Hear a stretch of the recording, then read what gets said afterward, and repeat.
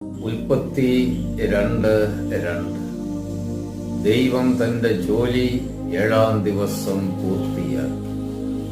താൻ തുടങ്ങിയ പ്രവൃത്തിയിൽ നിന്ന് വിരമിച്ച് അവിടുന്ന് 7-ാം ദിവസം വിശ്രമിച്ചു. പ്രിയമുള്ളവരെ, ദൈവം തന്റെ ജോലി പൂർത്തിയാക്കി 7-ാം ദിവസം വിശ്രമിച്ചു എന്ന് പറയുമ്പോൾ അത് നമ്മൾ ഉദ്ദേശിക്കുന്നത് പോലെ വെറുതെ ഇരിക്കലല്ല, കിടന്നുറങ്ങലല്ല, മറിച്ച് പ്രവർത്തന നിരതമായ വിശ്രമമാണ്.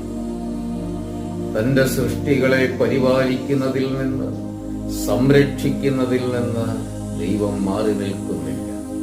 ചുരുക്കത്തിൽ പ്രവർത്തനോന്മുഖമായ പോസിറ്റീവായിട്ടുള്ള വിശ്രമമായിരുന്നു ദൈവത്തിന്റെ വിശ്രമം.